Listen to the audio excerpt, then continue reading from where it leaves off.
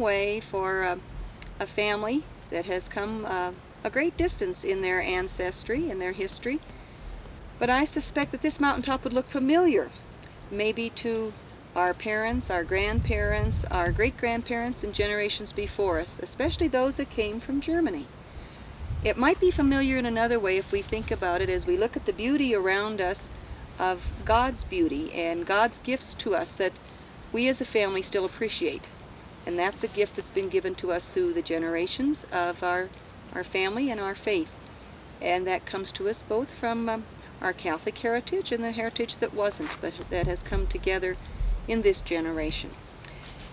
And I think we need to look back at some of those people lest we forget them. We might need to remember who some of those people were, not just their names or their ages or their dates of their life, but more, what do we know about them? What can we remember about them, lest it be forgotten? So let's start with one member that I can remember only via a picture, and that would be my great-grandfather. And we'll move from great-grandfather Lienert Siefken, who came to the United States in the 1860s. And Dad, you knew Grandpa Siefken, and I'd like you to tell us what you remember about your grandfather. Well, he was a large man with big feet, and where do you want to start? Where back he lived in Germany, or just when he come after he come to Nebraska? Sure. Why don't you tell us when he came and why he came? He came. His parents sent him over from Germany when he was 16, so they would not have to serve in the compulsory military training in Germany. And he came to Illinois near at Harmon, near Dixon, where he had his older brother Charles was living, and he spent a few years there. Then when the Civil War broke out, he volunteered and served in the Army 4 years, and though he was wounded down near Chattanooga, Tennessee, he managed to recover from the wound and made the march with Sherman from Atlanta to the sea. After the war was over, he came back to Illinois, was married, and had 6 children. And with all those, why, he pioneered. He came to Nebraska in 1879 and took up a farm. Though he was permitted to take a quarter section claim because he had been a soldier, he didn't find the kind of land. He wanted level land, and he bought 3/80 of railroad land. And there he settled and built a house and proceeded to raise the family. And though he was not very good on his feet, kind of like I am, but the 2 older boys did the farming, and the girls went to school. In fact, the 2 younger boys all went to school and to college, and one of the oldest girl became a teacher, and they farmed there. In fact, they stayed on the farm, and eventually Grandpa moved to town with Uncle Tom, one of the sons, and lived in Harvard, Nebraska, the rest of his life, when he passed away at about the age of 96. Now that was a homestead that was near Trumbull. A homestead near Trumbull. And that's where you were born? I was born right on the same farm in 1905, and it's still in the family, the same farm that he took in 1879. Dad, can you tell us a little bit, anything that you remember about him when you were a child? What was he like to be around? Did he tell you stories of his time in the Union Army? No, he didn't tell many stories at that time. He became county assessor, and he used a horse and buggy to get around and his work, while the boys took care of the farm, and some of the kids went to college, and the two older boys, Uncle Charlie and Dad, did the farming and went to school in the wintertime. But Grandpa had a buggy and horse, and he always used that mostly to get around until some of the kids had cars and he would ride with them. But he never paid too much attention to us kids because he was too old a man to appreciate do any playing with us kids, grandkids. Do you remember anything about your grandmother Siefken? Well, she, that we used to stay with them. At one time they retired and lived in Trumbull and in town, and my mother would leave us kids with them while she did the trading, and well, I remember going to church with them, and don't remember a whole lot of the things. We played a few games at their house, but they died when I was so young that my grandmother died when I suppose I was about 4 years old. So I don't remember her very much. And your father was their oldest child? Oh, no. He wasn't? No, there was, the two girls were the two oldest, and then Uncle Charlie. What were those aunts' names? Oh, Aunt Hannah and Aunt Mary. Aunt Hannah Robertshaw? Aunt Hannah Robertshaw and Aunt Mary McCoy. Then Charles, and he died when he was just a little over 40 from, I think, he got too sweaty from shucking corn, and without putting on a coat or something when he was all sweaty, he developed consumption, and he never was married. My father was married to my mother, Katie Campbell, in 1901, and Uncle Tom married a lady that came from Burlington, Iowa. That's Aunt F. And they lived on the farm that Grandpa picked out in '79 for a while, and then he became the clerk of the district court in the county, Clay Center, Nebraska. And the youngest boy, Uncle Oliver, he married and then moved to Imperial, Nebraska, where he lived most of the rest of his life on a farm near Imperial. Let's go over to your Irish side of the family. That would be with Grandmother Siefken, who was Camel.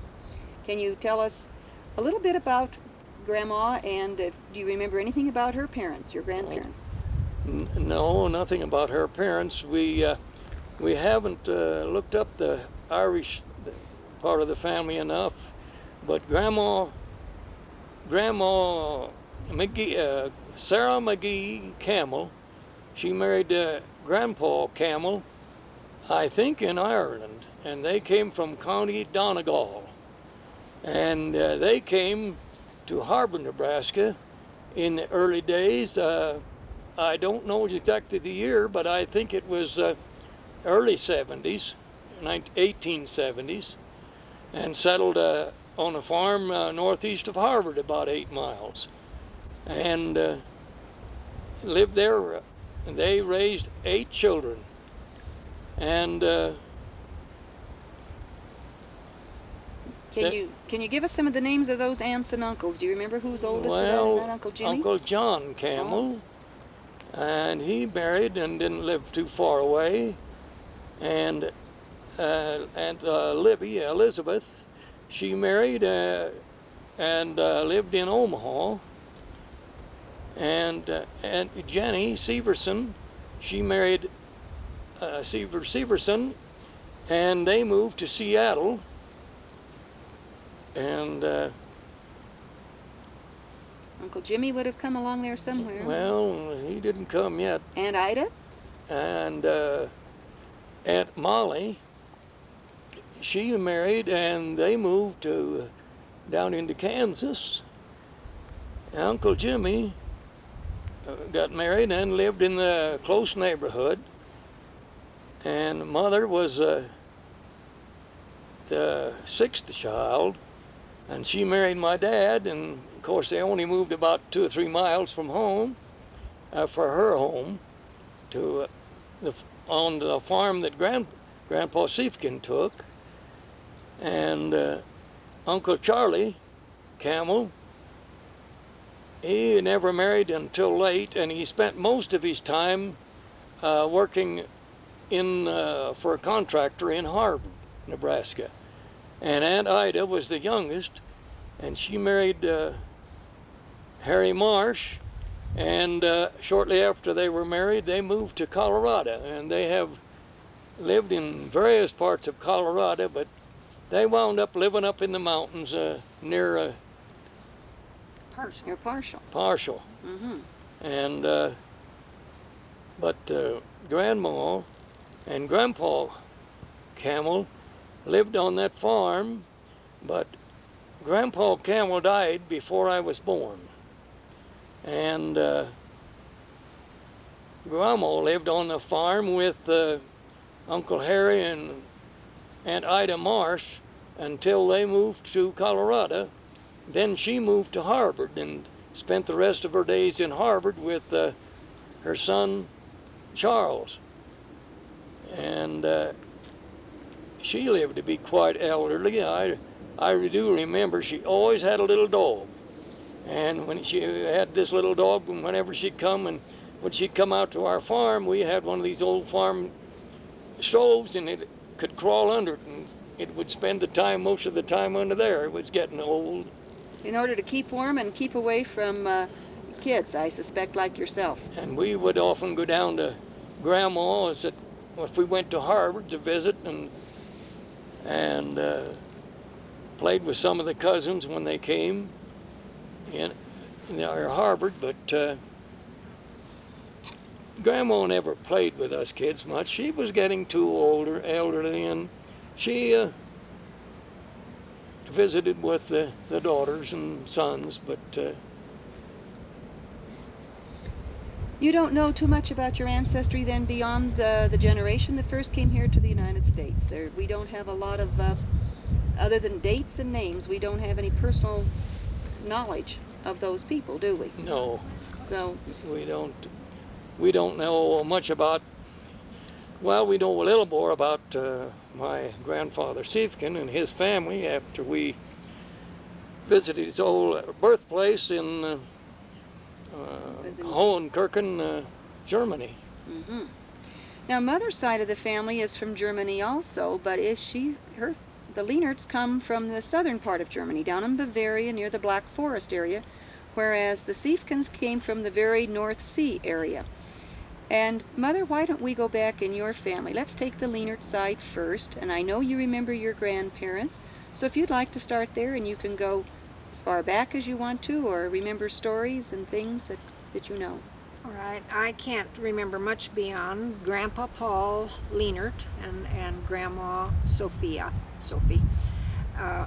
Grandpa was a bearded man. I can remember him as a child. He was gray, and he had a gray beard. He was rather a severe grandpa. I mean, what he said, we kids did. And I recall so many times going to Grandpa and Grandma's at Easter time, especially on Easter Sunday. They lived like 30 miles from us because they lived at Lawrence, Nebraska, when I began to remember. And we lived in Clay County near Harvard. Inland was our town. And grandmother in opposite from Grandpa was a soft, easy-spoken, easy-going grandmother. She was kind and good and overlooked a lot of the mischief that we, as cousins, when we got together, her grandchildren.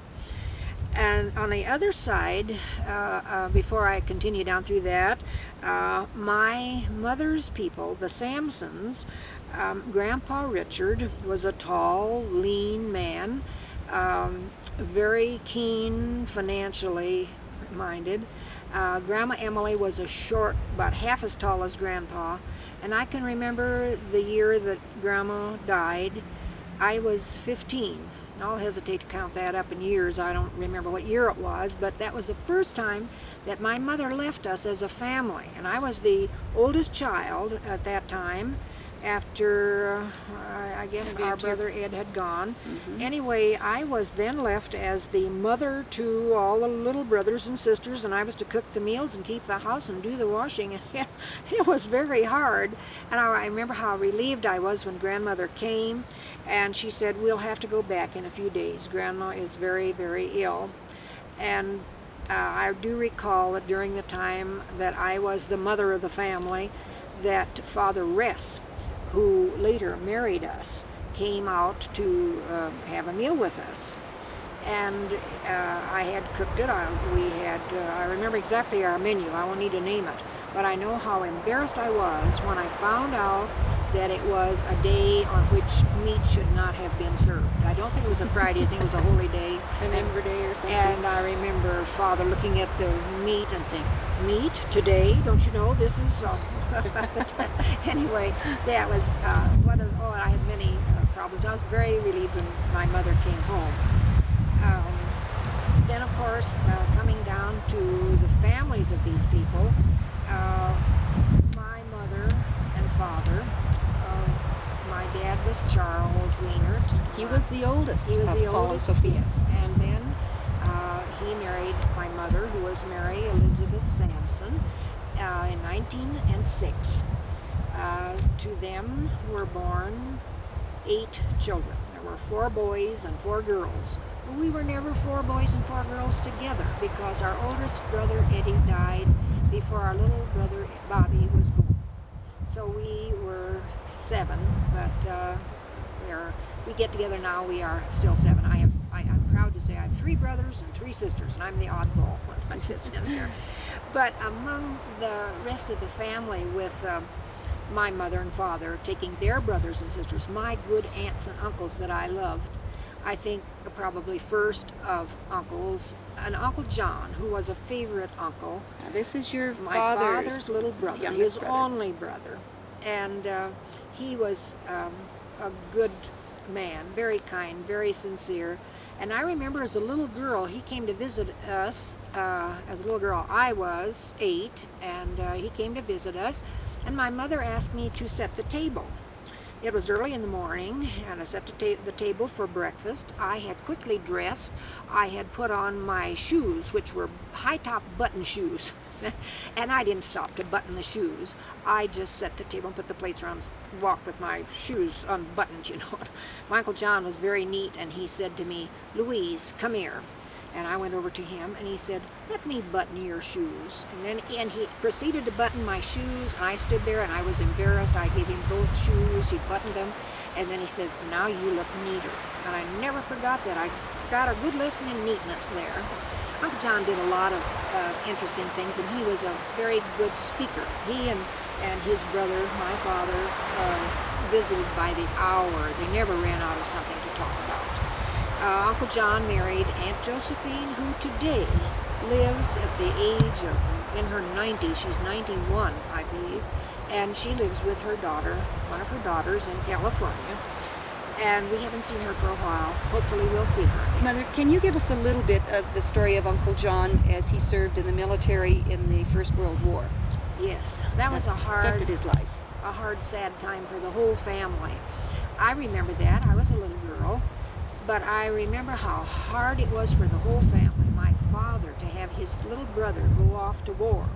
Father wasn't called, he had a big family. And for my grandparents, it was a heartbreaking situation to send their boy away to war. They didn't like war, and they were peace-loving people.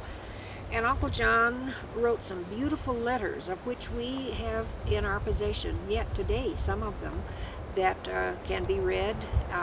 He didn't like any part of the war. He was very anxious to come home. He was injured in a serious bombing or explosion. He was in a building, as I can remember as a child. This may not be too authentic, but I remember him telling us that I awakened. There were 4 or 5 fellows in this building, and it was shot into. And he said, I woke up finally, and I looked down, and I said, I saw a human leg there. And he said, I thought to myself, there's my leg. And he couldn't seem to feel anything. He was so shocked. But afterward, he found that he had all of his limbs, but he had a hand shot, and from some time, I don't know whether it was right or left, some fingers shot off. And I remember that bones, little pieces and splinters of bones worked out of those little stumps that he had. We used to marvel at that, and we used to like to look at Uncle John's hands. He had nice hands, strong hands. He was a builder, a construction man in his later days when they moved to California. And we didn't see Uncle John so much then, but they would come back periodically. And Aunt Josephine was great fun. She always had something funny to say. And I recall at the death of my oldest brother, my older brother, Eddie, I was home from school at the time. This was in 1922 or 3, and I was home from school because I came home with the mumps, and I was swelled with the mumps, and I was put in my bedroom upstairs, and the door was closed, and poor Eddie was very ill downstairs. He was in a little bedroom off the dining room. And I didn't realize how sick he was. He was a diabetic, and he had just come to where he could hardly go anymore. The doctor had come many times, and he was on a serious, severe diet, I should say, very frugal things that he could have. Plus, I remember the morning that my father brought my breakfast upstairs to me, and I was in bed with the mumps. And he brought me on a tray oatmeal and a slice of bread. And he set it down on the little table by the bed, and he went over to the window and sighed a big sigh and looked out. And I said, Dad, how's Eddie this morning? And he said, Eddie died in the night. And so I couldn't go to the funeral, but I remember Uncle John and Aunt Josephine, many of the uncles and aunts that were there. And Aunt Josephine and I stayed at the house. And I remember we sat there. We had a good cry. Then we got busy, and we peeled potatoes, and we got the dinner for the people who came from the funeral. And that was our first touch of sadness in our family. We didn't realize that Eddie wouldn't be with us, very long. I want to go on to some of the other aunties. We had Aunt Celia, who is living today. She's about 94. I remember sending her a birthday card. Her birthday's the 14th of April. And she lives in Lincoln, Nebraska, and it's marvelous how she can travel. She's been out and around. She now is blessed having one of her nun daughters with her, either Sister Sharon or Sister Mary, come to stay at different times, and they spend their time. They are allowed to be with their mother as long as she is here and needs their help. I remember Uncle Bill, who was their father and Aunt Celia's husband. He was a fun-loving, big, strong fellow. He used to tease a lot, and we liked Uncle Bill. He told good stories, and he was fun. They had, in their family, I recall, a number of children. I don't know how many, but I do recall that their 2 daughters who are nuns, Aunt Mary and Uncle Fernie. I need to remember them because they live too yet, and they are our last living aunties. Aunt Mary and Uncle Fernie live in Washington, Missouri, and they are now in their late 80s. They have been married more than 60 years, like probably 63 now, or 4. I shouldn't have had a date on that. But of their family, Aunt Mary was married to Uncle Ferdinand. We always called him a loving name, Uncle Fernie. And he was kind and loving, and Aunt Mary was soft and sweet like Grandma.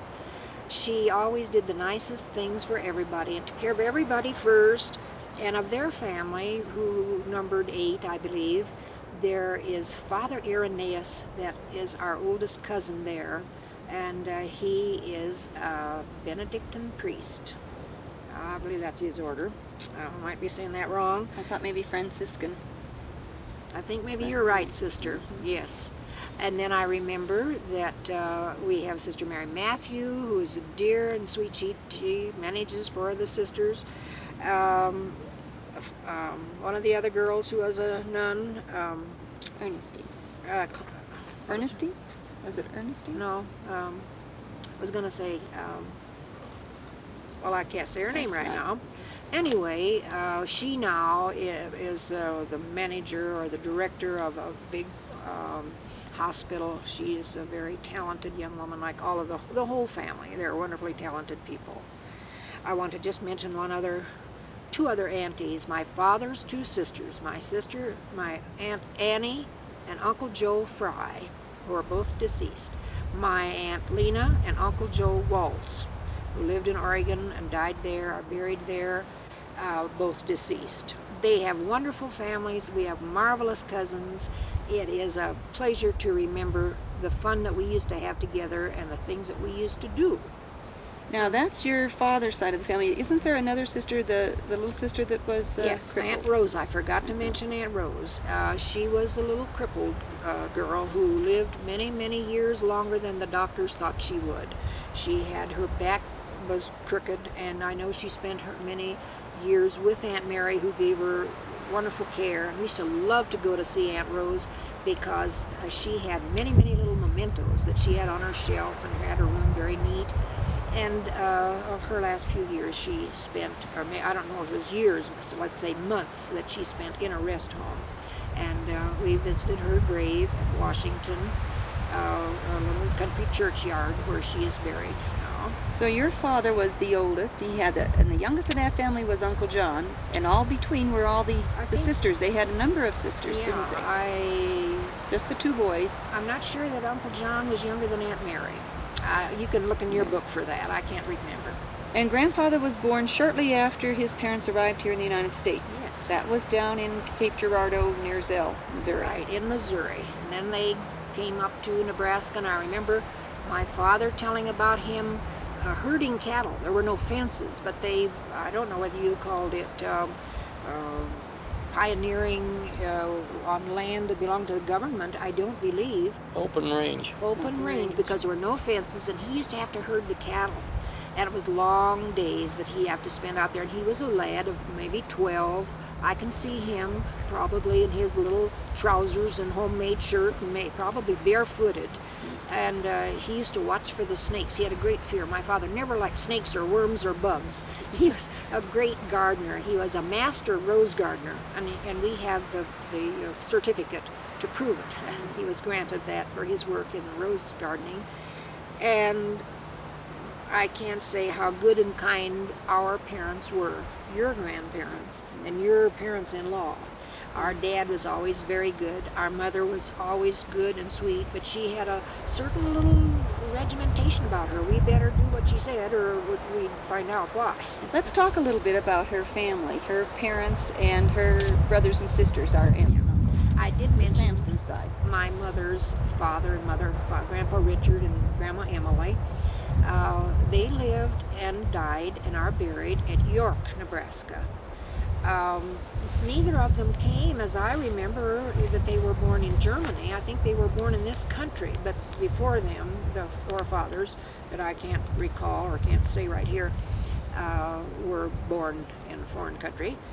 But of grandmother, little Grandma Emily, I don't remember that much, though she died when I was 15, the summer that I had to stay home while my mother went to take care of my grandmother.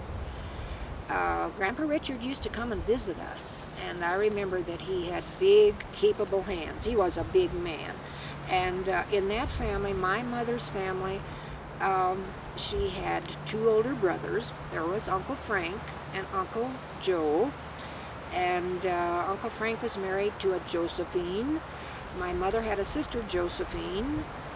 Uncle Joe didn't marry a Josephine. Anyway, it wound up that I had my mother's sister, Josephine, was really the one I was named for. But I had to be Louise Josephine because I had 3 Aunt Josephines and 4 Uncle Josephs.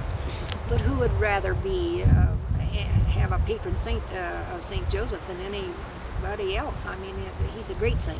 And so I've accepted my name. I don't use it much. My legal signature is Louise J. So I don't go by that. Grandmother, Mary Elizabeth, was where in that family?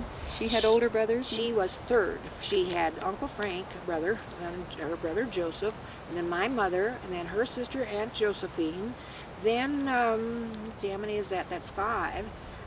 There were 8, so there was Uncle Charlie and Aunt Annie. Aunt Annie was first. Uncle Charlie, and then Aunt Kate, or Aunt Catherine. She was Catherine Louise also, so I didn't know my name was used way back in those days, but all of those people are deceased. All of that family. There was a time when your families mingled, and that happened before you were married, of course. Your fathers knew each other. Can you tell us a little bit about that? Dad, do you remember ever hearing about the Lienerts before you met Mom? Yes, my father and Louise's father, they served on some of the county election campaigns, and when they tallied the votes on election day. And one odd thing about it, I remember, it was really funny. They both drove a team to a carriage, and one day they parked fairly close together, and when they came time for lunch, my father got out first, and he got into the carriage, and he picked up the lunch bucket and ate his lunch. And when Dad Lienert came along, he came over to the buggy, and my father was finishing up his lunch, not realizing he was in the wrong carriage. The carriages were practically identical, and the horses were stabled somewhere so that there wasn't much difference. So Dad Lienert got to eat my father's lunch. That was kind of an odd thing. And after we were married, and before we were married some, Dad Lienert came up and helped us tear down some of the old buildings and build a machine shed for my machinery. And that was when you were farming. We worked homestead together, and her brother Gene helped come along and helped when in a kind of idle time, and we did this building. Mother, do you remember hearing about the Siefkens much before you heard about Dad? Did you know anything about them? I only heard Mother and Dad say, "Oh yes, we know Frank and Katie Siefken." And I didn't have any interest much in knowing them. I didn't know them. I didn't know their family. And I didn't care much. But after I met one of their children, by the name of Myron, I was more interested in their family. Kind of stretched out over quite a long period of years that I learned to know their son. And I recall the day that Grandpa Siefken, this was before we were married, in 1933. Was it not that your father died in 1931? That's right. And Myron felt bereft because his father had gone. And I remember him saying to my dad, "You have to be my father now." And he had asked me to even be his wife then, I don't believe, but it kind of developed from then on. So after a period of a lot of years that they like to kid us about, we learned to know each other pretty well. And I love the 2 brothers that he had. Troy, who was married to Hazel and lives out in Seattle, Washington. And their son Frank was their family. Frank, Eileen, and Aunt little Jill Shaney. And then there's Vernon the little boy, who married Doris, and they had 2 children, Cheryl and Kevin. And they are still in Clay County, Nebraska, living on the same place that Grandma lived, that you, Sister Mary, spent many happy days with. Grandmother loved you. You were her first grandchild and her first granddaughter. And for years you were the only one till Cheryl came. I'm wondering what you remember about each other's family. Now, Dad, I know you were close to Grandpa. What were some of the things that you remember, especially about Grandpa Lienert? Lienert? Your father-in-law. Oh, he was always very handy, and he was a good one to consult with any time if I had any problems. Why, he was a good fellow to talk to. We spent many hours together after we were married, playing cards and so forth, and enjoyed each other. After we were married, we practically spent every Sunday afternoon at Grandpa Lienert's. And that would be once a week. We would see them, but for a part of that time, most of the time that we lived on the farm near Trumbull, where my grandfather built this house and so forth, my mother lived down the road a half a mile, and so we could see her all the week. But on the weekends, we spent the weekend down at Grandpa Lienert's, and enjoyed it and had a lot of fun with all the rest of the kids there. And took Sister Mary and Jerry and they were little ones that were loved. What do you remember about your mother-in-law? I think there's a story somewhere about the missing cookie dough, that she was going to bake some cookies and they never got baked because there was a visitor that kept eating the cookie dough. I don't seem to remember much about that. I always did like cookies, but I guess I wasn't the only one. Our kids and the grandkids, when they come up, the grandkids now, about the first thing they do is head for the cookie jar, and they clean it out if they possibly can. I was tickled at our youngest grandson the other day. He left one, and he let us know that he didn't take them all. There was one cookie left. That's little John. Do you remember anything special about Grandma Lienert? Anything that, any incident or story that you'd particularly like to tell? Did you ever get in trouble with her? No, not that I know of. I always thought wrongly that she was the one that gave the directions and bossed and corrected the family. But I didn't know that what Grandpa Lienert, what he said really counted the most. It was odd. She looked up a little more to her because of that, and well, maybe that kept you a little out of trouble if you looked up to her a little more. I want to interject something here. He isn't telling how many times he came down that my mother cooked him a quick meal. It's when he was batching. This was before we were married. He used to hit our house about noontime. I was away teaching school or in school, and he used to drop in, and Mother used to think, what'll I fix him? He's hungry, he's come to eat. The best meal she fixed him was eggs quickly, maybe a hamburger or meat that was left over, but eggs and bread and something to drink. I don't know if you like coffee so much then, but many a free meal there.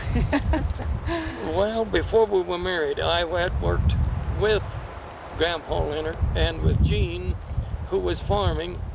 I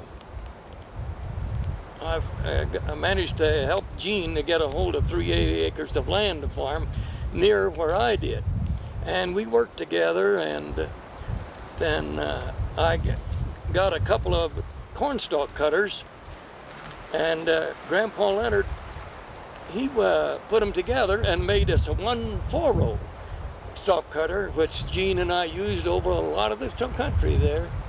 And Grandpa Lienert helped me to rebuild an old drill box that I acquired, and which I finally gave up to him. And after we were married, he helped me to build several truck boxes on trucks that I had accumulated when I started to follow the harvest.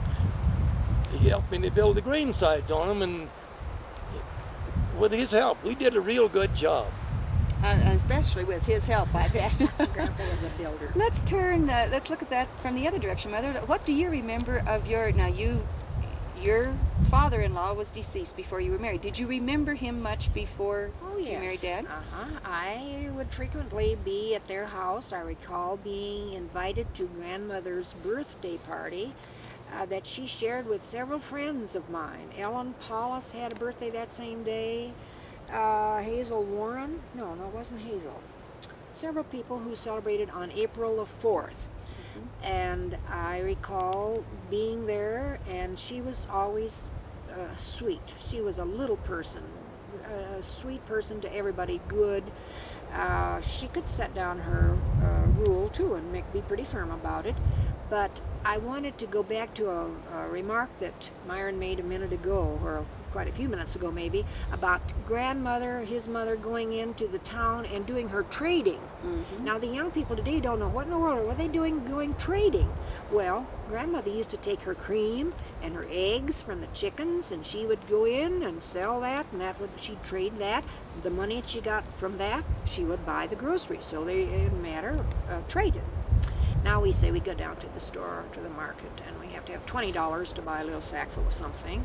And grandmother almost bought the groceries entirely from what the cream and the eggs brought. I remember staying overnight. I think it was probably one of those birthday parties that I was at your place. And she was so good and came in to see that if I had enough covers and everything. I always remember Grandma as being good and kind, and that how much she loved you. And then whenever I had to go someplace where I had to leave you children, you went to Grandma Katie's, and Jerry went down to Grandma Lienert's. And that's another thing I need to mention here. You pronounce it Siefken, which is what it was when it came from Germany.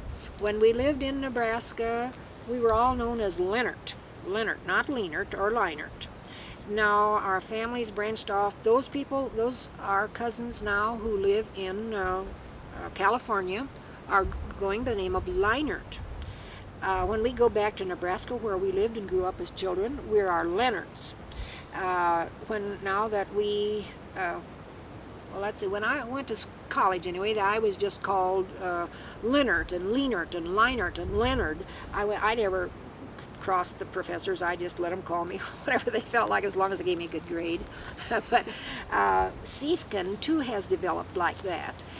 In Nebraska, we're called Siefken. Everybody says, hi, Siefken, over there. We are accustomed to that. We answer to Siefken. Even people in Loveland, when we first went there, we pronounced our name Siefken, but people said, how do you spell that? That's a hard name.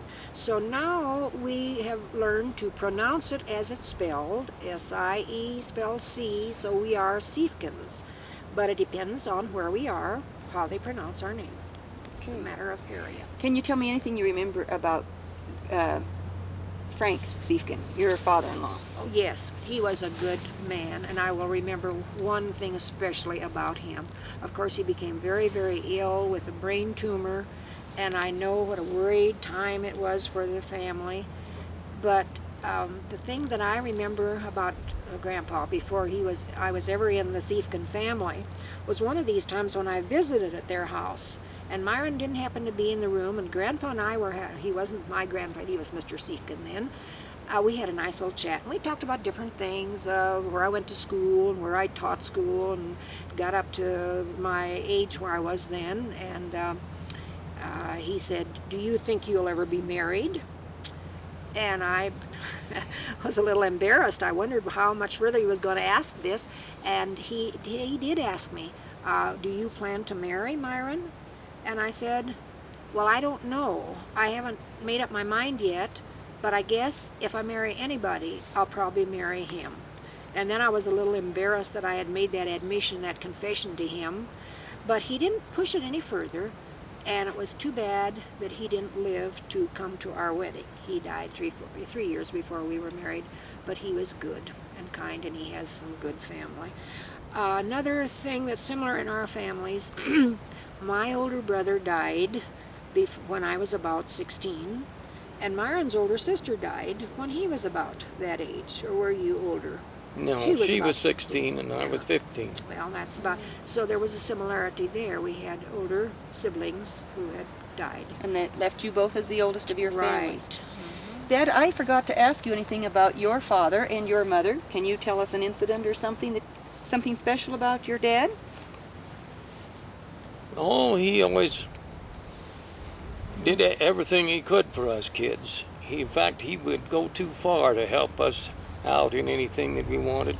Chip off the old block. When I started farming, or before I started farming, he bought me a new car.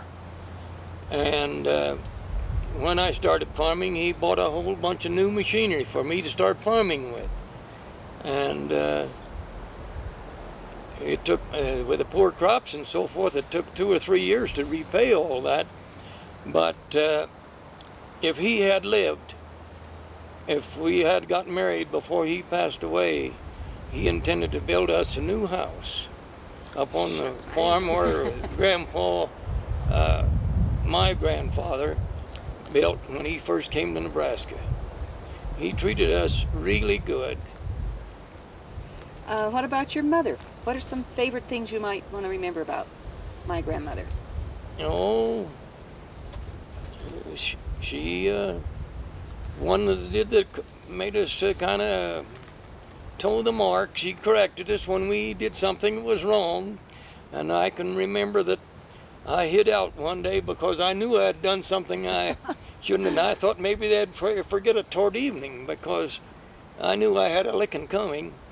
And I did manage to get it, but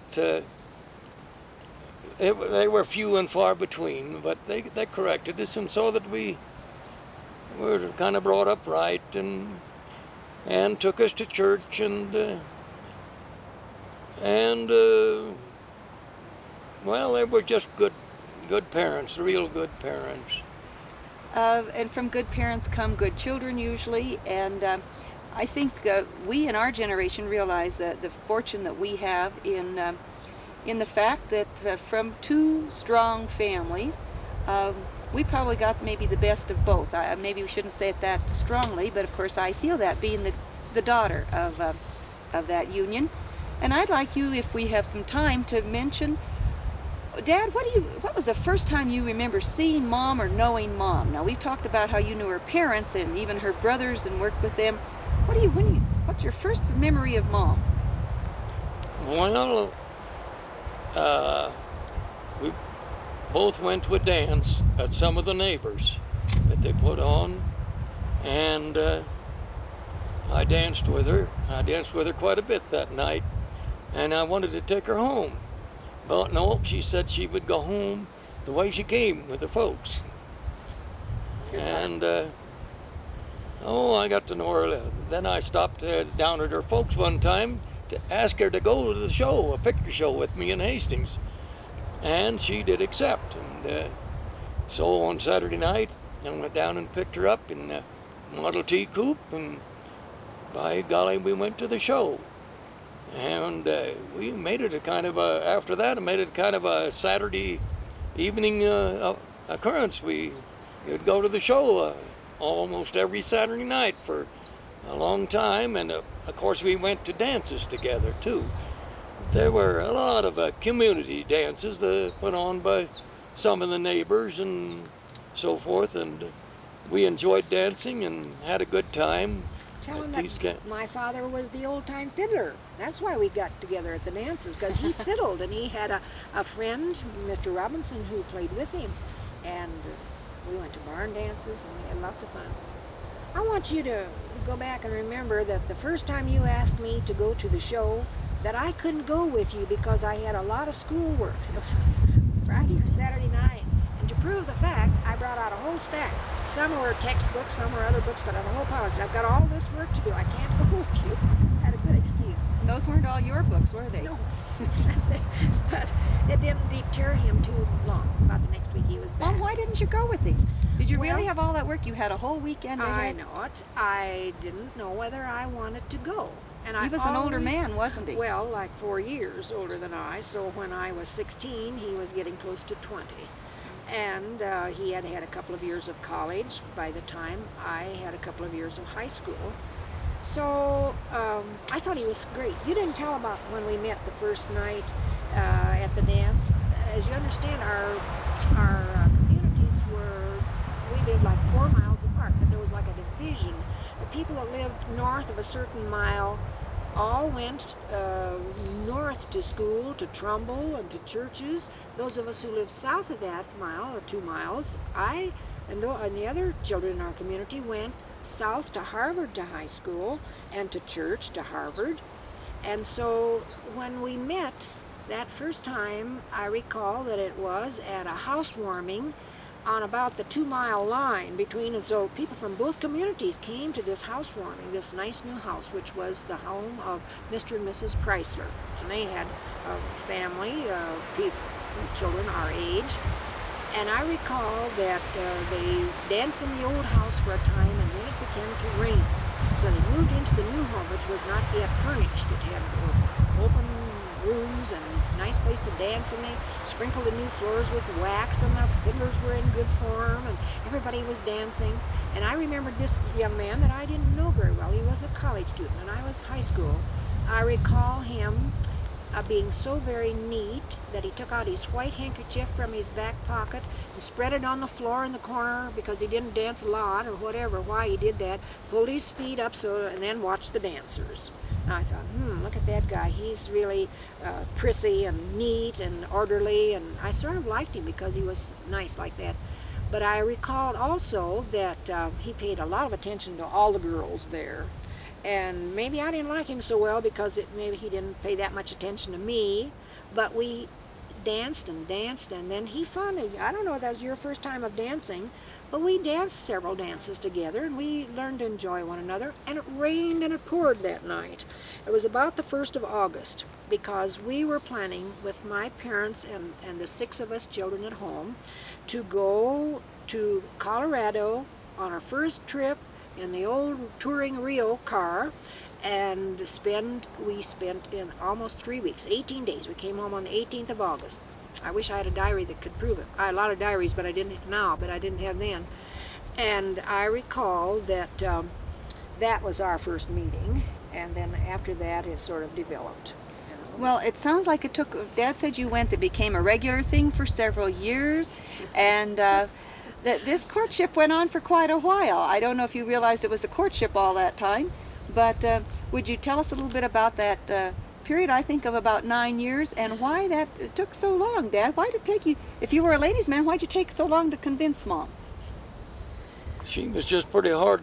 She's stubborn, huh? Stubborn, that's right. Because it wasn't because I hadn't asked her. He always denies the fact that... In fact, we started going together about the 1st of September in 1925, and I found out that she wanted a wristwatch really bad. And so at Christmas time, I bought a wristwatch and gave it to her for a Christmas present. And as she got out of the car after one Saturday night, I handed it to her and I said, well, this is your Christmas present. I had it wrapped, and I said, it's a bar of candy. And I guess it kind of surprised her when she opened it up and found that it was a wristwatch. And all the girls at that time, you know, they enjoyed having a wristwatch to show, and when they went to high school, you know, show off. So I think it pleased her quite a bit. My first watch and my last one from him. I mean, maybe it's not the last, but it's the latest. A lot of them in between. Mom, what's your version of why it took, why this courtship was a long one? Well, as he said, I was stubborn. Plus the fact I was living a very good, happy life. I was teaching school. I had everything I wanted. I didn't want much. I just wanted happiness, and I loved the children I taught. And then when this man came to visit and asked me to go out Saturday nights or Friday nights, we'd go, and invariably we got into an argument about religion. And we had many good old arguments about religion till last time that I recall him telling me, this was in spring of 1934, that this was the end. He was going to California. Unless I would marry him, he would leave. And then I became quite serious thinking about, do I want to be a teacher the rest of my life? I was happy with teaching. I loved it. And I thought, I don't think that I would feel fulfilled just teaching all my life. I really didn't want to see him go away. But he then agreed that he would go into Father Rest and have some further instruction and learn a little more about the Catholic religion. And unknown to me then, he made his first communion and was baptized on the day or two before we were married in 1934. I had agreed to marry him. And he denies this, but he said, all right, this is May. Let's get married in June. I said, well, you have a lot of things to learn, and that we can't get married that fast. So he said, all right, make it July. And I said, July's not a very nice month to be married. I didn't think July was half as romantic as June. So he said, well, all right then. I said, maybe August. And he said, if it's going to be August, it's got to be the first day. Now, he always says he didn't say that, but he did say that. So when we came to Colorado, August the 1st, our wedding anniversary is also the state day. August is Colorado Day. So they honored us. We moved out here to Colorado. Gee, you couldn't get into the banks. You couldn't get into those. But we've spent a lot of years here now, 40 years now. We came in 1943. This is 1983. And I think that's a lot. We could go on and on with stories, because there are a lot of stories that came in between all the names and the few tales that we've heard this afternoon. But let's bring this to a brief conclusion, at least. We've looked back 2 generations before you, to people that you knew, your grandparents and your parents, and you've looked forward to, well, as well as looking back, we've looked around at all the cousins, the aunts and the uncles, and we look forward and you've talked about your grandchildren. So we've spanned 5 generations as we've sat here today, and we've talked about the beauty and the history and the faith that brought us to this moment. I would like you just to, for a moment, to look forward and to think of the gifts that God may give us in the future, and maybe the blessing that you would like to extend to your family in the future. Maybe there will be a time when somebody will be watching this who is not yet present. And I'm just wondering if you have some kind of a blessing that either of you or together you might give to those of us who will be continuing on, and for those of us who are yet to become members of this Siefken family. You do it.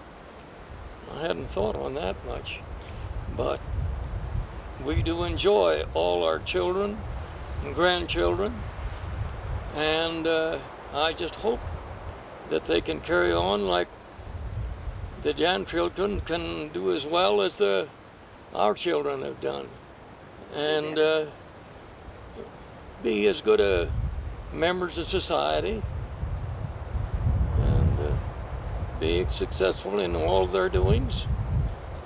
And we hope to add a few more grandchildren to our clan. No? Mother, would you like to add some words there of blessing? I just know that we need to thank God for the things we've had, that you can always put your faith there. We have had our faith for a long time, and you need something to cling to.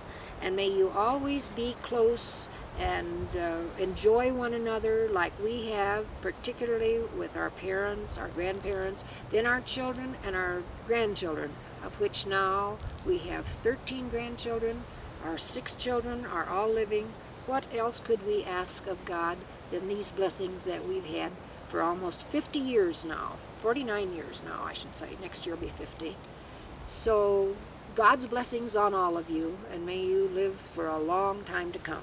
I would like to add a funny thing about my grandfather and great-grandfather's the history back in Germany, where when we made our European tour of about 16 countries back in Germany, when we got to the home, the birthplace of my grandfather, with the aid of a fellow that could talk quite a little English, because he was a college student that we picked up when he was walking from Jever to Hohenkirchen, the hometown of my grandparents and my grandfather and great-grandparents.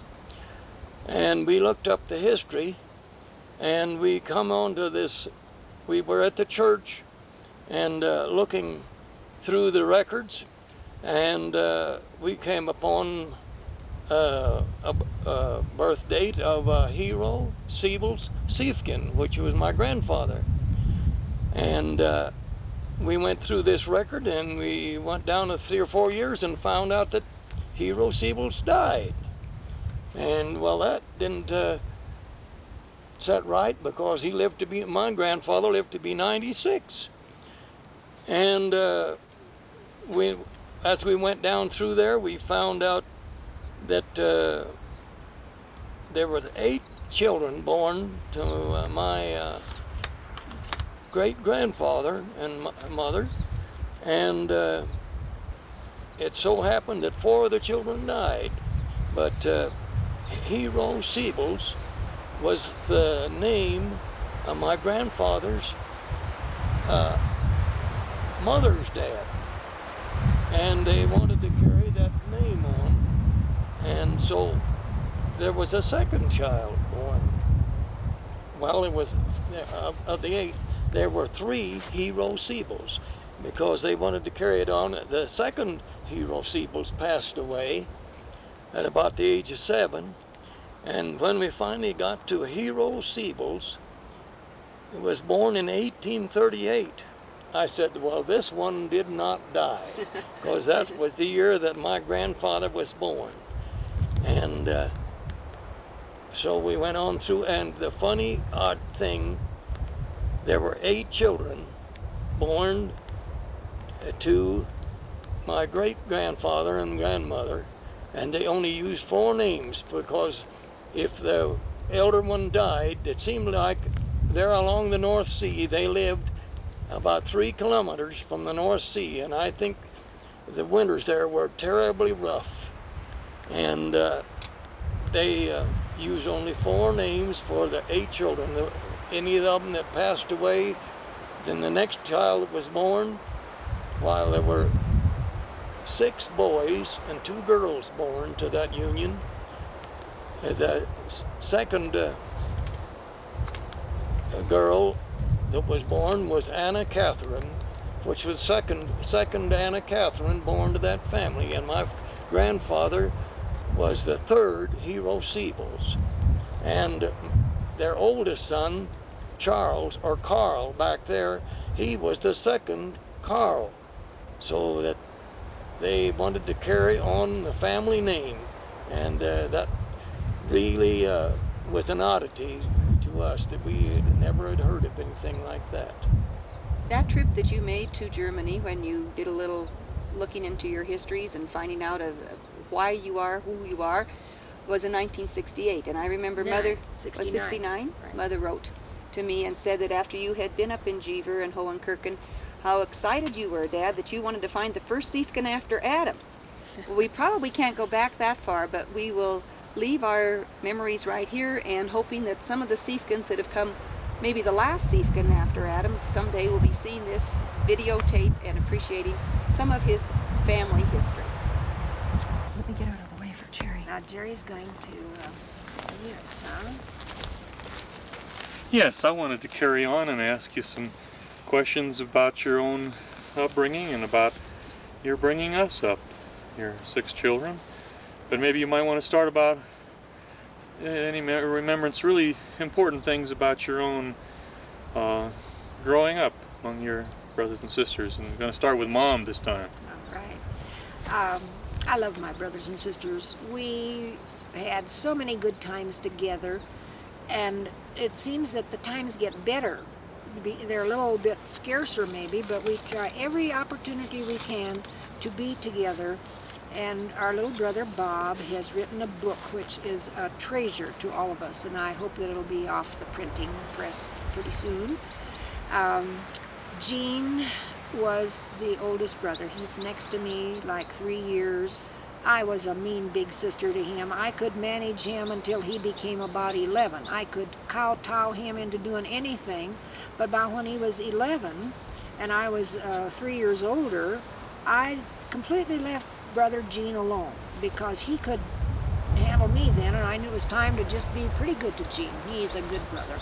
I used to aggravate him about smoking cigarettes and about drinking, and I was a mean big sister. I picked on him. Brother Joe was a dear little brother. He was the one who came up and sat in my bedroom when I had the mumps, and our oldest brother had been taken to the mortuary, and little Joe sat in the corner. He would have been like 15, he was It's about probably 5 10. years. No, yes, and he told me how beautiful our brother looked. They had brought his body back to the house, and I I got all the information. He sat in the corner and just told me that beautiful story, and he's like that yet today. He's kind and considerate and a wonderful brother. And then my sister Margie was my first sister. See, I had an older brother and I had 2 younger brothers, and I was the only girl, and how I wished for a little sister. One day, the day that I was 7 years old, the 11th of September, I had to go to school. When I came home, we walked to school. We had like a half mile through the prairie, through the land. It wasn't sidewalks. We weren't in the city. We were in the country. And I walked home from school that day, and I was surprised to find our neighbor lady at our house. And she was sweeping off our walks out in front. And Mrs. Sheeler said to me, "Louise," she never called me Louise. She always said, "Louise, you have a surprise in the house." I think she first wished me a happy birthday, and she says, "Your mommy has something in the house for you. Go in and see."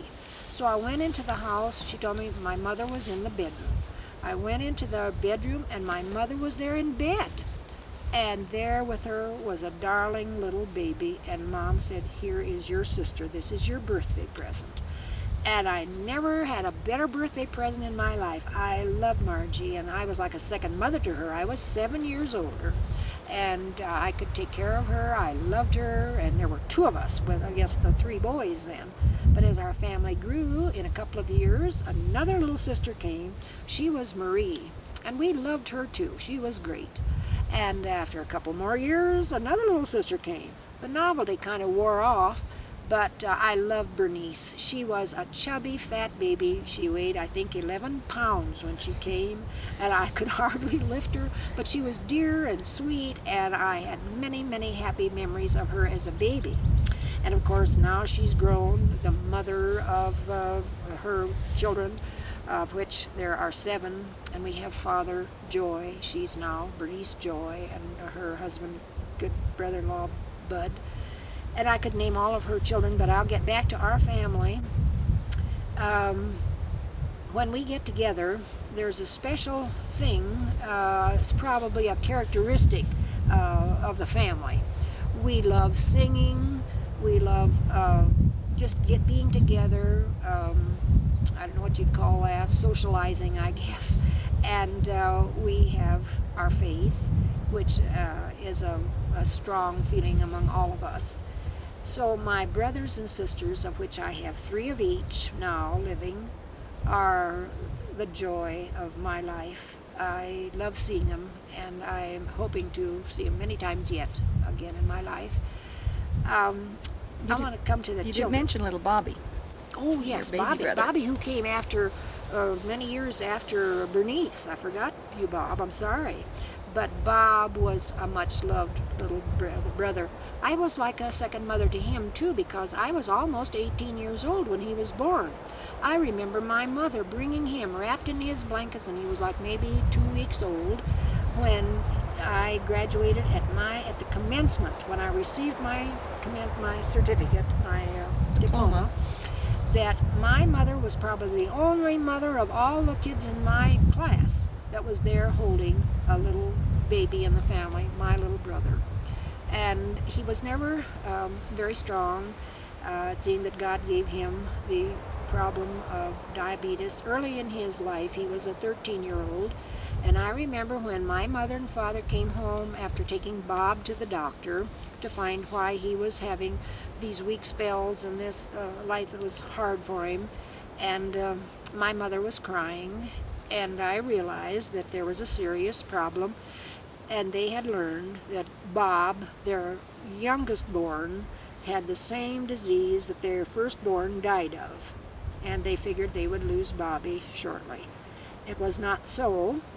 We still have Bob, and he has had a much longer life than I know he figured, because he told us in his early days that he figured that by studying all these things that he could live to be at least 25. He thought that'd be a pretty good age. So we were 7 together. We are still 7. Well, Dad, how about your family? What? Give some background. Well, my sister was a year and a half older than I was, and of course, we played together and like brother and sister. And in fact, we started to school together at a little country school. And our teacher was the lady that took care of me when I was a baby. And she was my teacher in the first 3 grades. And there were 2 other girls, neighbor girls, that went to school and came from a little further away to school, and we all kind of grew up together. But Dad, why don't you tell, why did you start school the same year that Leona did, when you were only 4? well, I was only 4, and I don't know, the folks thought I was old enough, and I got along and I went down there. And of course, one thing I suppose that my teacher took care of me when I was born, and she would pick us up in her buggy that she drove about 3 miles and pick us up and took us to school, the half-mile we had to go. And in fact, they said I taught her how to write my name. And I started to school, I knew how to write my name. I thought there was something about you following Leona to school, running off every morning and following her, and Grandma would have to get you until the point where she finally thought it was easier, and the teacher too thought it was easier to leave you at school. Not that I don't remember that. It's only 4. It could be. But anyhow, we went to the little country school, and it had a great big old heating stove right in the middle of the room. And in the wintertime, when it was really cold outside, they'd build a big fire in that stove, and the kids that sat close to the stove would have to move because it got so hot. And in the far corners of the room, some of the other kids out there, they would be wearing their coats because it was so cold in there. And we went together, and we graduated from the 8th grade in that school. I especially remember the teacher I had in the 6th and 7th grade. She was a very, very good teacher and still lives in the district. She married a neighbor boy. And she taught us to really read with expression and do a good job of reading. In fact, she was very good disciplinarian, and we really had real good attention to everything when we were in class. And at recess at noon, when we went out to play, she was just a big kid as any of the rest of us. She really played with us. But in school time, it was time for business. And she probably enabled me to study harder and graduate better from the grade school than if I had some other teachers. Dad, how old were you when Troy was born? Let's see. I was 6 years older than Troy, almost 6 years older. And it made such a big difference that we could never play together because I liked to play ball, and if I'd throw the ball a little hard, then he'd cry and back out of it because he couldn't stand to catch a ball that would sting a little bit. We didn't have such wonderful gloves that they played ball with in those days. And my other brother, Vernon, he was 15 years younger than I was. And so that we never did enjoy much playing together a whole lot like you, our children, did, because you were all so close together. And I did with my sister, and we worked together. And in fact, we went to high school together, driving a horse and buggy. But she had a perfect record, attendance record, in country school and had in high school up until the day that she got the flu. And she wouldn't stay home, though she was feeling sick, and went to school when she shouldn't have, and she got the flu and it turned into pneumonia, and she passed away quickly. I think I need to interject that if you think Father started to school, Myron started to school at 4, but that was in September, and he became 5 in January. So he was only a few months 4. That's the same way with me. I started teaching at 17, but only for a couple of weeks, because I was 18 then in a couple of weeks in December. So I can say I started teaching at 17, but Well, she wasn't even legalized to be a teacher until you're supposed to be 18. they legally didn't pay me too much either. I started teaching at $80 a month. That's not for a day or a week. That's a month of work for $80, and it seemed wonderful. And at that time, that time it was a pretty good salary. Well, It was many pretty of them, good for a beginning teacher. I had had no college. I went right out of high school from learning about teaching. But the next year, when they asked me to come back, they said, we'll raise your wages. We'll pay you $85. So the next year I got $90, and the next year $95, and the last year I got $100. One year I took off, no, I guess right after that, then I went to college for a year. And that was a hard experience because we were having very hard times. It was in 1931, I believe, if I remember. And Brother Joe and I drove from home to Hastings College because we couldn't afford to get out of the state or to go to any bigger college.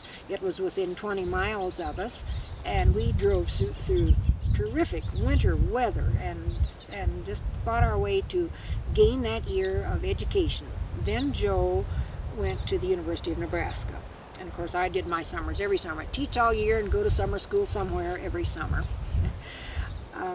Something else crossed my mind a minute ago about our families being similar, and that we have a niece and a nephew through Vernon's family, and we have just one nephew through Troy's family, and then we had 6 of you who are cousins to all of these nieces and nephews of ours. Speaking of our family, I want to get to you people.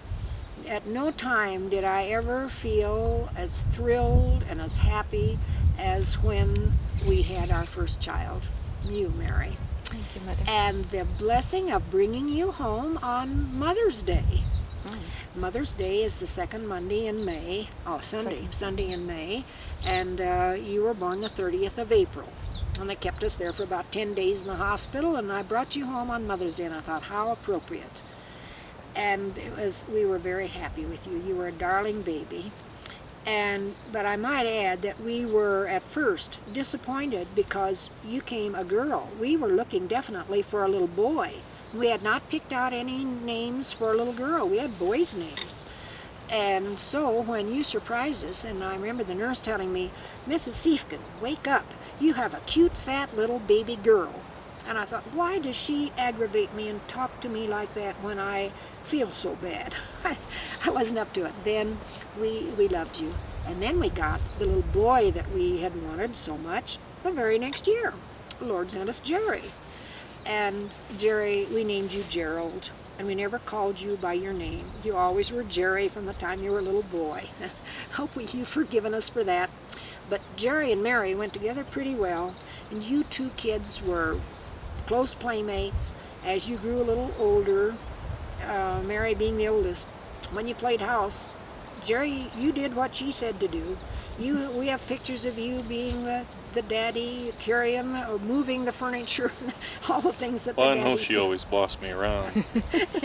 So that's the way I was with my brother Gene till he got old enough that he could boss me around. And that's the same way here. After you got big enough to tell her, then there were no more problems. And you were our only offspring for 6 years. You were 6, Mary was 7. And you came to me and you said, or to us, and you said, why don't we have a baby at our house? Everybody has a baby, and you loved everybody's babies. They were darling. And we wished, too, that we could have a baby at our house, and it seemed that we didn't have. And so finally, when I was expecting a new baby again, it came little Pat. And how thrilled you kids were. You were our best babysitters. You loved holding Pat, and he was a little mischievous little fellow as he grew up. In fact, we spoiled him, all of us. We loved him so much. I've told him in his life now that he's grown. The only way I ever got even with him being so mischievous and doing the things that he did is the fact that he now has 3 children of his own. Now they're teenagers, and so he found out how hard it is to run a household with 3 youngsters. So that, after the 6 years when we had Pat, that was in 1943, and we decided that our crops had been hailed out that year. Isn't that right? Why we came, one of the reasons why we came to Colorado. Seemed that that was the year. Anyway, we decided we'd come out to Colorado and look around. We drove out as far as Loveland, and we left Jerry with Grandpa Lienert, whatever you want to say, Mary, Grandma Siefken, and we looked the situation over. We went to Loveland. We stopped in Greeley, and we didn't like it because it's the sugar factory smell there wasn't pleasant, and Loveland seemed nice. We read in the paper of somebody who wanted someone to stay in their home while they went to spend the winter in California. So we said, shall we go down and see those people? And we did, and they were very nice to us, and they thought we'd do very well. We could come. We told them we had 3 children, and so we moved into that home, and that's what brought us to Colorado. Before we were there many months, we arrived on the 10th of November in 1943 with Pat in a basket beside me in the car, you 2, Jerry and Mary, changing places in the truck with Dad, who had our household furnishings, and sometimes with me. You changed places.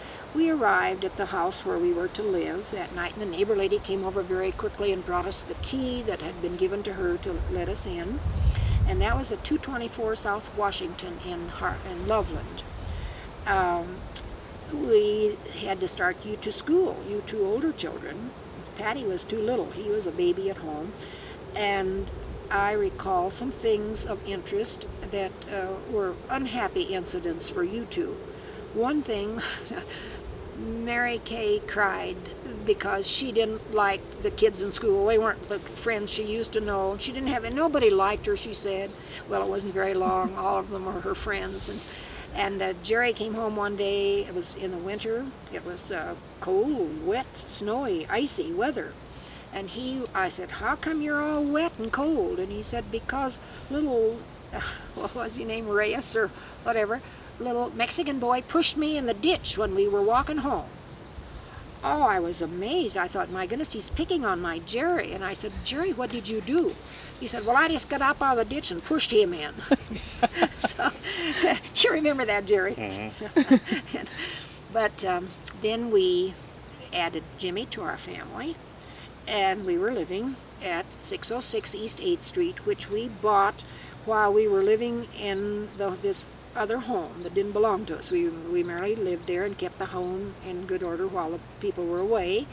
And Jimmy is the only one of the 6 of you who was born in Loveland. 3 of you had been born in Nebraska. Jimmy was born in Loveland. They had the old hospital there yet, but before David was born, they were not using the old hospital, and they were building the new one, which was not complete. So my doctor said, my patients will go to Fort Collins. So David and Michael were born in Fort Collins. And that rounds out our family. I could tell so many things that I remember of, for example, Mary was an only girl, and she was very good and handy about the kitchen. And I do thank you yet, Mary, for the time that you allowed me to go away. I went to the Council of Catholic Women's National Convention in Seattle one year. It was the year you were senior in high school. It must have been 1953. And you stayed home, and the house was lovely and well kept, just like I would like it to be. And the next time I went to another national convention, it was in Chicago. But you had already gone to college, I think, by that time. I went with Mrs. Swigert, who is the mother of the now deceased astronaut, Jack Swigert, whose sister I know and lives in our parish. Getting away from our family, though. The time I came home from Chicago, I remember that you were all had a surprise for me. Jerry was still home. I don't know what year that would have been, but I think That was the year I was a senior. That would have been 1953, the spring. If it was spring. Well, then the other time I went to the convention was some earlier. But you had a surprise for me, and I walked in, and you had a man come and lay us a new kitchen linoleum. All the floor was new. Oh, and I was thinking of the television. That happened when I was a senior. Yeah, well, that was another surprise. You came and met me in Cheyenne, and you were all just excited, and you could hardly wait to get home, and I thought, isn't it nice the children are so glad I'm home? I feel so good my kids love me, and they're glad I'm home. When we got home, they all rushed into the house, paid no attention to me, but said, Mom, come and see what we've got. And the surprise and why they were so excited was the fact that Dad had bought them a new TV, and I didn't know anything about it. So the television was the attraction, not Mama. But I could tell of many, many funny things. Aunt Marie used to come and stay with us a lot, and she would take you to things that were of interest to you, and we always had, well, even after the little brothers came, incidentally, the three of you that were born in Nebraska, then there were three of them born in Colorado, and when I would say that to people, they say, well, don't move. 3 in Nebraska and 3 in Colorado. Don't, you better stay. You have 3 more somewhere else. But we were 6 children, and we loved you all. Mary, I don't know whether can you tell us about the tea parties we always had? Oh, Jerry, you know about the tea parties too. In the backyard, yes. Yes, when Marie would come. Those were great. Didn't take too much, a few cookies, and but it was a time of learning manners. I remember that was, and sometimes there were small presents, but we really had to mind our manners, and sometimes those were in the kitchen. But Saturday afternoon usually. Yes. Do you remember the little white cup that I still have, that we set on the table, and for every misconduct at the table or ill-mannered thing that you did, you had to put a penny in? And so after a meal, sometimes some of you owed 3 pennies to the little cup. And I don't remember what we did with the money, but that got a little old after a while, because you all learned all your manners and you didn't make any mistakes anymore. I'm going to tell you, Jerry, do you remember the time Uncle Bob, who worked in Denver for the summer at the Cosmopolitan Hotel as a busboy, I believe, he came up and stayed with us for a while, and one evening for dinner we had, among other things, peas. And you disliked peas with a passion. You wouldn't eat the peas off your plate, and Uncle Bob said, Jerry, sit up and eat your peas. You can't have any dessert till you eat your peas. And you ate all the other things and left the peas, and the tears came, and you slid off your chair, and you got down behind the table.